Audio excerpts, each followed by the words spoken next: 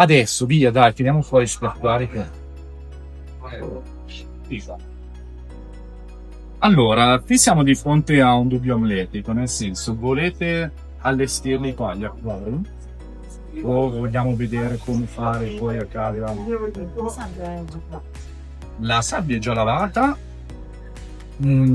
però io una sciacquata gliela consiglio sempre, soprattutto su sabbie così fini, perché comunque un po' di polvere di troppo, anche banalmente i grani che stanno qua dentro, che strusciano uno con l'altro, fanno un po' di polvere, succedono delle partite dove magari c'è dentro qualche pezzettino di legno, qualcosina, quindi una sciacquatina ci sta. Anche solo per poi non avere troppa tossicità all'inizio, che non succede niente ma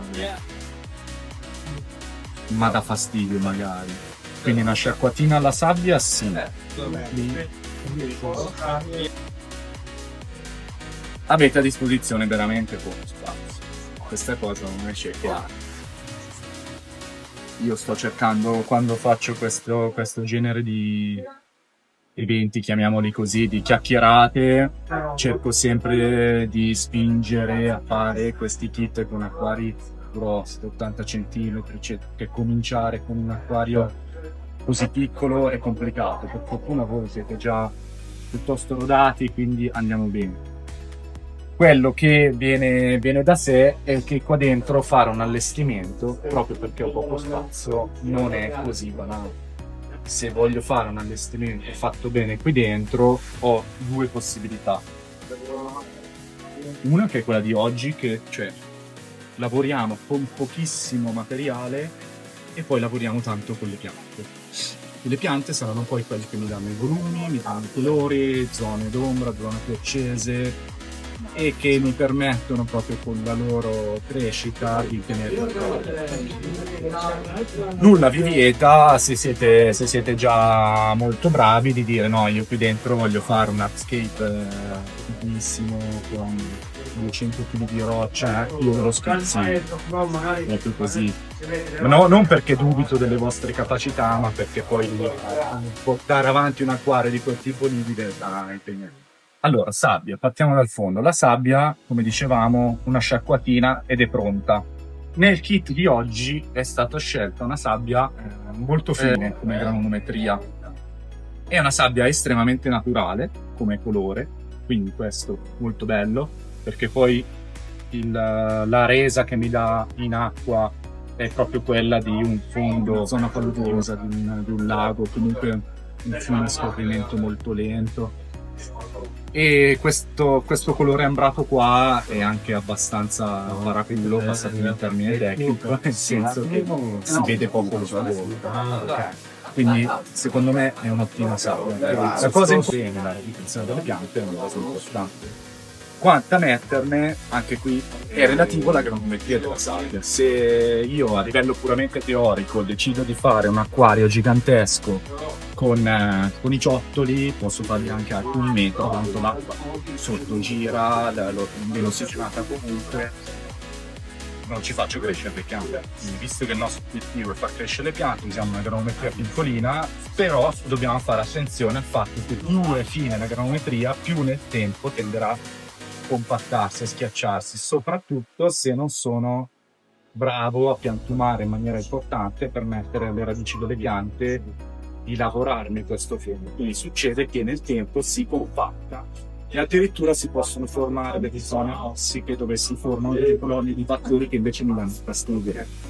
Tipicamente entro dentro piantare la pianta e sulle bolle, quelle bolle lì di solito sono delle cose che poi mi danno fastidio, si formano, c'hanno batteri che magari da vedere non sono belli, quindi una granometria come questa non la faccio e teniamo 4-5 cm al massimo, okay? Che è quello che mi serve a piantumare senza problemi, ma non è troppo spesso che faccia poi un fondo di cemento, ok? La stendiamo tranquillamente, io non so se vogliamo.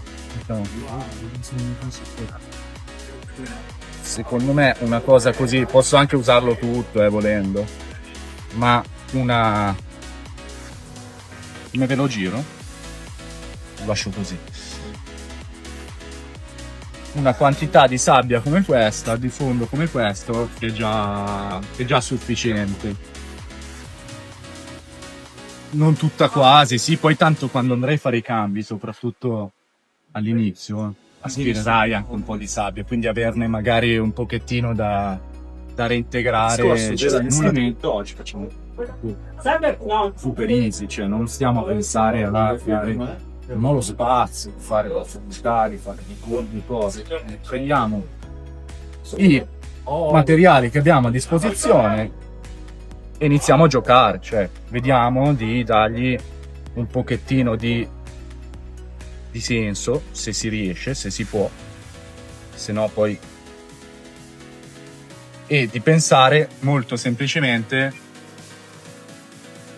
sempre relativamente alla dimensione dell'acquario, di dare quanta più varietà possibile all'ambiente che ci sarà dentro, quindi a cercare di dare un pochettino di zone di nascondiglio per i pesci eccetera, in modo che anche quando poi sono qua davanti si fanno vedere senza problemi, perché sanno che possono andare a nascondersi, dare una zona appunto di nuoto libero, avere a disposizione una base dove mettere poi le piante epifite. Quindi qui sulle nostre roccette, sui nostri legni, andrò a colonizzare con le anubias, le bolbitis, tutto questo genere di piante che mi faranno, diciamo,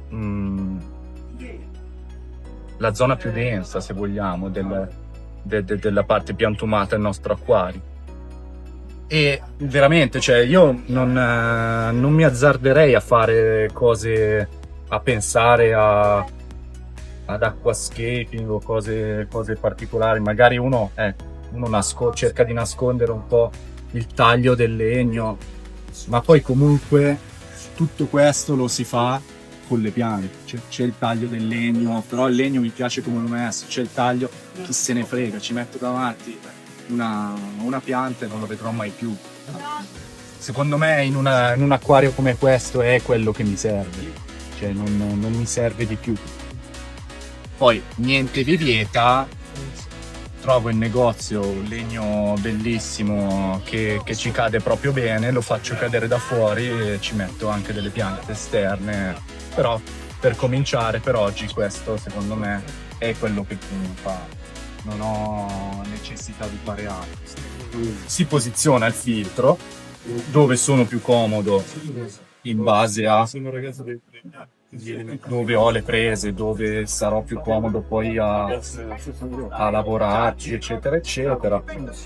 Qua in un acquario, questo è un cubo, quindi poco cambia se l'uscita del filtro va di qua, l'ansia circolare. Negli acquari grossi, rettangolari, è una cosa importante invece pensare bene a come fare girare, perché chiaramente se io questo filtro, già anche in un acquarietto così piccolo, lo metto qua in mezzo e giro così, l'acqua picchia qua e gira niente, magari lo metto qua in mezzo e lo faccio girare davanti, che non è una cosa che mi fa impazzire, far girare l'acqua così, però già è meglio. In un acquario rettangolare è importantissimo invece far uscire l'acqua dalla parte giusta, e la parte giusta è sul vetro più lungo, farla sbattere sul vetro che si apra bene il getto dell'acqua e faccia bene tutto il giro dell'acquario.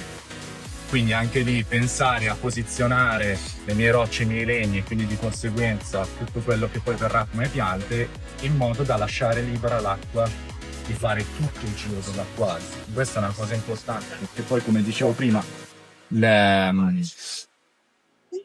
sostanze in eccesso mi si vanno ad accumulare sul fondo, nella parte dove l'acqua gira, e se l'acqua gira solo da una parte, tutto il resto dell'acquario prendiamo praticamente qua, e in realtà ti si accumulerebbe qua, perché l'acqua va a sbattere sul vetro qua, fa così e poi si accumula tutto qua. Ok, quindi in un acquarietto come questo è relativo, però fare una cosa così magari ti permette di farla girare meglio, ok? Anche l'altezza del filtro, ovviamente relativa all'altezza dell'acqua. La cosa migliore da fare, generalmente, poi ripeto, se c'è il vetro che ha fatto il nido qua, metto al minimo di qui e vabbè.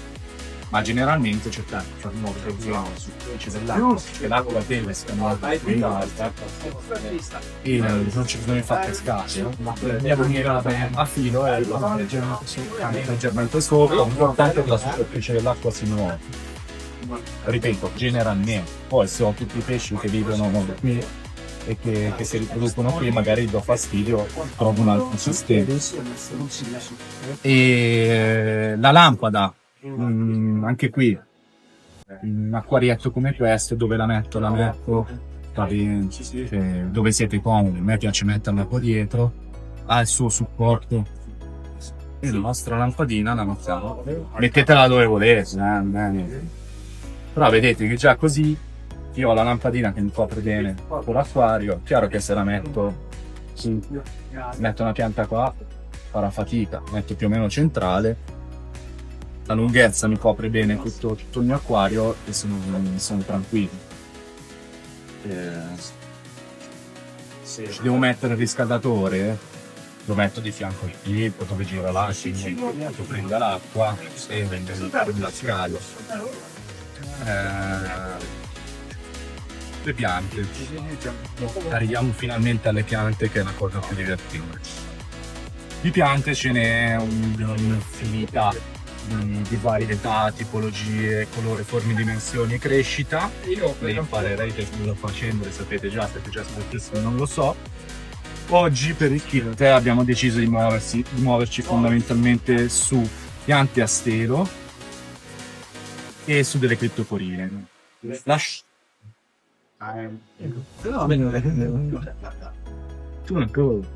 Sei una brutta influenza.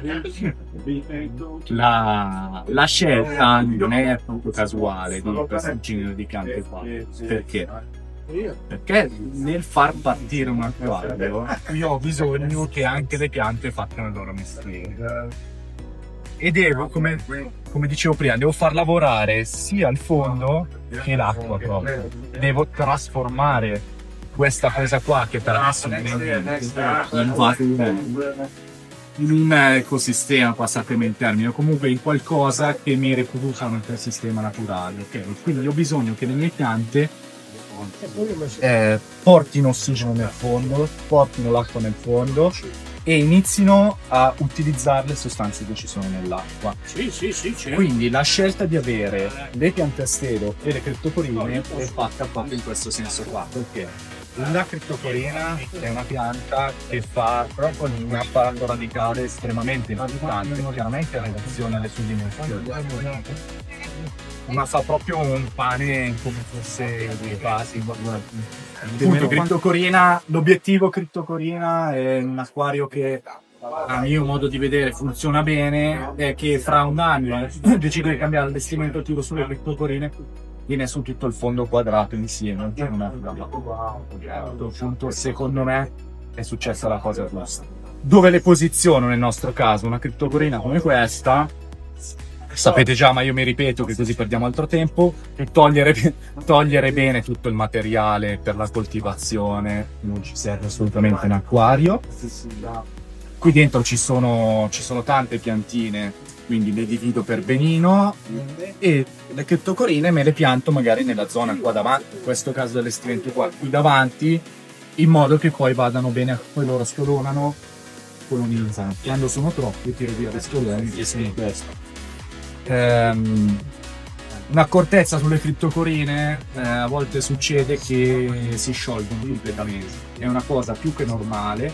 La criptoporina a volte è un modo per abituarsi all'acqua nuova, all'ambiente nuovo, quindi lascia morire tutte le foglie, voi non vi preoccupate, dopo qualche settimana ripartirà, nel momento in cui parte la prima foglia viene fuori come... Sì, esatto. È semplicemente una questione di, ok, sono in un ambiente nuovo, la foglia in questo momento non mi serve perché mi devo abituare, devo cominciare a radicare, la lascio morire. Motivo per cui alcuni sono comodi proprio con la forbice, taglio via le foglie, così. Io non lo faccio mai, sappiate che se vi succede non è un problema, lasciatevi tutto com'è. Piante a stelo invece fanno proprio il contrario rispetto alla criptocorina. Diciamo subito che di radice qua per esempio non ce n'è, perché la radice a questo genere di piante non gli serve ad altro che restare ancorata sul tronco. Tutta la sua fisiologia viene fatta attraverso le foglie e lo stelo. Quindi mi servono esattamente per lavorare l'acqua, in modo che queste foglie e questi steli utilizzino l'acqua che io ho messo nell'acquario e me la trasformino in modo che sia il più possibile adatta alla vita del mio acquario, ok? L'obiettivo di tutte le piante che si vendono, e passatemi il termine, in acquariologia, è quello di andare a florire. Perché tutte le piante che si vendono per gli acquari in realtà non sono piante veramente acquatiche, sono piante palustri, si adattano alle scale strutturali. Avete visto prima nelle serre, fioriscono tutto quanto, quello è il loro obiettivo. E per adattarsi alla vita sommersa spesso cambiano anche forma. Quindi questa forma qua, molto probabilmente in acqua poi diventa molto più stretta e allungata. Sono tutti adattamenti per la vita sommersa, non vi preoccupate se succede.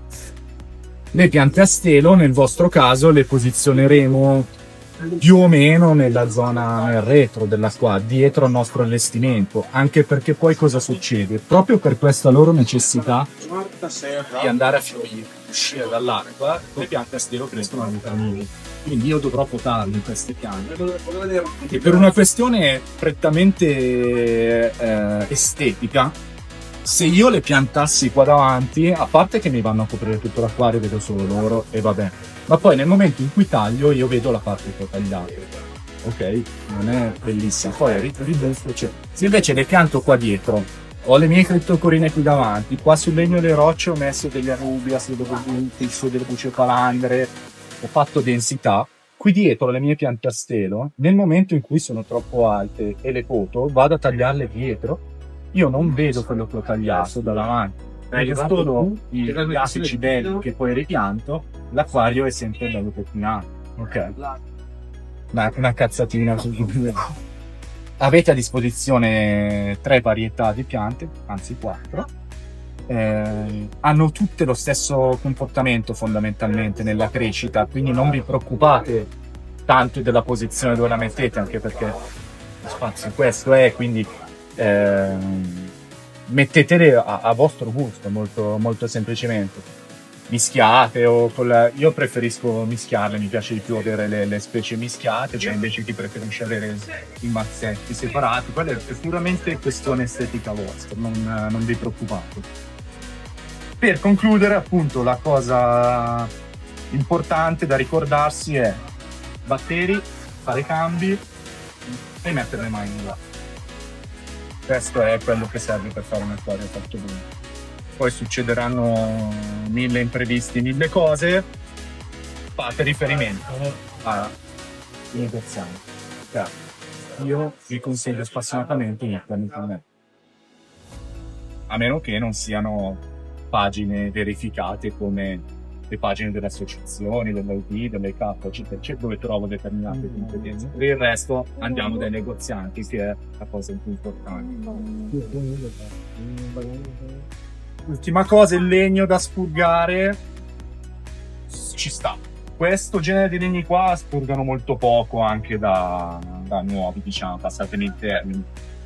Se vogliamo essere precisi, bacinellino lo lascio lì qualche giorno fuori dall'acquario, che se deve rilasciare un po' di tannino, se deve fare qualche muffetta me la fa lì, o anche banalmente se ha voglia di andare a galla si impregna lì, non mi rovina tutto quello che sto facendo dentro l'acquario. E boh, le rocce, anche le rocce non sono da pulire, una sciacquata se vogliamo togliere un pochettino di polvere e andiamo via tranquilli.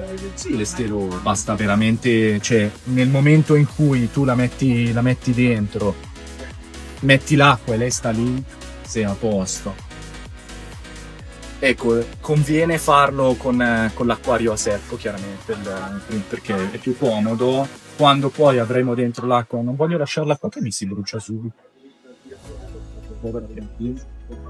Nel momento in cui ho dentro l'acqua, ho l'allestimento già già ben consolidato, ho poco spazio, in setta che posso muovermi a fare tutto quello che voglio, c'è la foglietta da togliere, la tolgo. Ecco, uno strumento secondo me che vale veramente la pena avere per gli acquari sono le forbici. Una bella forbice fatta bene per le mie pesature è tanta bella. Secondo me questo è uno strumento che vale proprio la pena avere. Soprattutto di nuovo, un acquario piccolo, se devo entrare dentro, una bella forbice lunga con la punta curva che mi permette di andare a fare un taglio fatto bene, sono tranquillo. Anzi, sì. Ah no, vabbè, ma lì dipende un po' che cosa hai a casa per riempire. Comunque spesso si usa il sacchetto vuoto della sabbia, lo appoggio e metto sull'acqua piano piano in modo che non mi smuove tutto il fondo, non mi fa venire sulle piante e piano piano quello galleggia, io riempio. E come primo riempimento che acqua uso? Osmosi pesante. Sarebbe la cosa migliore. Quella secondo me io cerco di mandare avanti questa mia battaglia molto. No, poi è un dato di pace. Tanti anni fa la rete era molto più stabile, perché era più stabile un metro più stabile. Quindi non hai tutti quegli sbalzi che ci sono adesso. Adesso che tu fa 2 settimane di diluvio, poi ti fa 4 mesi senza piovere. Io riproducevo tantissimi Coridoras, io abito sul lago Maggiore. A un certo punto, l'anno prima del Covid, mi pare, forse niente, ma Coridoras erano tutte le sponge, tutto il lago zero, l'anno con là. E non capivamo che cosa fosse successo, bla bla bla bla bla, e il mio collega chiama l'arco e dice: ragazzi, avete cambiato qualcosa? È venuto fuori che essendo stato un anno molto siccitoso, sono andati molto più a fondo a pescare l'acqua, E quindi l'acqua non c'era dentro ossigeno comunque. E quindi quei dorsi non avevano abbastanza ossigeno per bere. Quindi quella è una conseguenza relativamente trascurabile. Però se appunto fa il diluvio mi dava un caso che hanno appena concimato e un acquario ne trovo un sacco di nitrato di pencini, faccio un acquario di altri. Quindi il consiglio spazionato è osmosi e sabbia, che deve essere. Sapete quanti le prendiamo, no? Fosse uno per essere sì. E io devo scappare, mi è arrivato. È stato gentilissimo, complimenti. Grazie a voi. Grazie mille. Per le piante adesso chiedo subito a Marco. Ci sono altre domande? Grazie. Grazie ragazzi.